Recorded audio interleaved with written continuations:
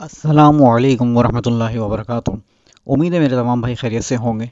आज हम इलेक्ट्रिकल के हवाले से कुछ सीखेंगे और एक बड़ा मज़ेदार टॉपिक डिस्कस करेंगे जो आप सबके लिए बहुत मददगार साबित होगा। लेकिन इसका कतई मतलब ये नहीं होगा कि आप इंडिपेंडेंट ट्रबल शूटिंग शुरू कर दें। ये वीडियो सिर्फ और सिर्फ आपकी जानकारी और नॉलेज के लिए है। तो चलते हैं टॉपिक की तरफ। आज का हमारा टॉपिक है इंट्रोडक्शन ऑफ जेनबर्गर ए पैनल, जिसको मॉड्यूल कंट्रोल पैनल कहा जाता है, जिसमें मैं ए पैनल में लगे तमाम पार्ट्स को मुख्तसर डिस्क्राइब करूंगा। चलिए शुरू करते हैं। जैसा कि आप सबके सामने है, ये एक मुकम्मल पीएलसी है और ये कहलाती है B&R X20। इसका सबसे पहला कार्ड HB मतलब हब कार्ड होता है, जो इस पीएलसी को दूसरी पीएलसी के साथ कनेक्ट करने में काम करता है। सेकंड नंबर पे कार्ड BC मतलब बस कंट्रोलर होता है, जो आपकी दोनों पीएलसी को एक साथ कम्युनिकेट करता है और दोनों पीएलसी का डेटा उठा के आपकी HMI मतलब डायनी पर देता है। ये इसका एड्रेस कहलाता है, जिस पर दोनों पीएलसी कम्युनिकेट करती हैं। याद रहे, यहाँ दोनों पीएलसी से मुराद A पैनल की पीएलसी और M पैनल की पीएलसी है। उसके बाद आ जाता है पावर सप्लाई कार्ड, जो इस पूरी पीएलसी को पावर सप्लाई प्रोवाइड करता है। इसके बाद आ जाता है CM मॉड्यूल मतलब कम्बिनेशन मॉड्यूल या कम्बिनेशन मेजरमेंट। इसको हम दूसरे अल्फाज में कहते हैं MMU, और इसी MMU के अंदर आपकी वोल्टेज, करंट, फ्रीक्वेंसी और तमाम प्रोडक्शंस होती हैं। इसके बाद आ जाते हैं digital input cards, DI cards, जो हैं आपके डिफरेंट मॉड्यूल डिफरेंट इंजन पे अलग अलग हो सकते हैं।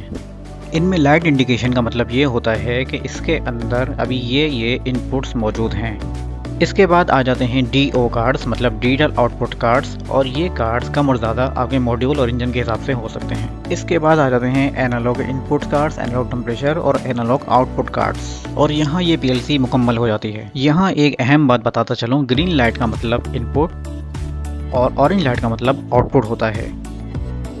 इसके बाद हमारा आ जाता है सिग्नल कंडीशनर, जो कि लोड शेयरिंग लाइन पे लगा होता है और एक वीक सिग्नल को स्ट्रॉन्ग सिग्नल में कन्वर्ट करता है। इसके बाद आ जाती है हमारी गैस फ्लोमीटर डिवाइस, जो आपके डायनेमिक गैस वॉल्यूम शो करता है।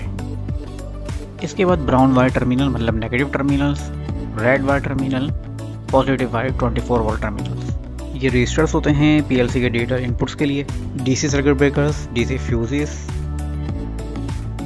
ये ऑरेंज कलर वाइट मतलब 400 वोल्ट का सर्किट शुरू हो चुका है यहाँ से। इसके बाद आता है ये जंपर ब्लॉक मतलब मल्टीपल कनेक्शन के लिए।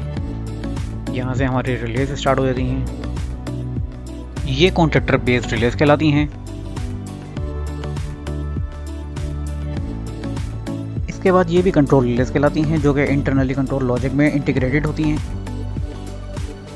ये रिलेज आपके जनरेटर सर्किट ब्रेकर से कमांड के लिए इस्तेमाल होती हैं। ये रिलेज आपके जनरेटर सर्किट ब्रेकर को ऑन ऑफ करवाती हैं, जिसमें UVT, शंट क्लोजिंग और शंट ट्रिप होती है।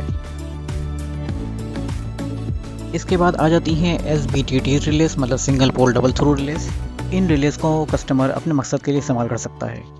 इसके बाद आ जाती है main auxiliary supply 3 phase AC supply, जिसके ऊपर ये एक MCB लगा हुआ होता है, और इसके बराबर में आपको नजर आ रहे हैं फ्यूजेस।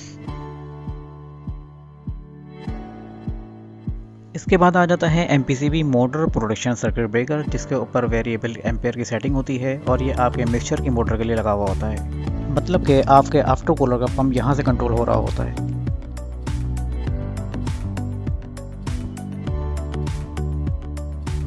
ये आपके सिंगल फेज सर्किट के MCB लगे हुए होते हैं नीचे, जिसमें आपके पैनल हीटर, पैनल फैन और स्पेयर्स ब्रेकर्स होते हैं। और इस तरह आपके ए पैनल का इंट्रोडक्शन मुकम्मल होता है। आप सब दोस्तों से गुजारिश है कि चैनल को लाइक, शेयर और सब्सक्राइब लाजमी करिए। बहुत बहुत शुक्रिया।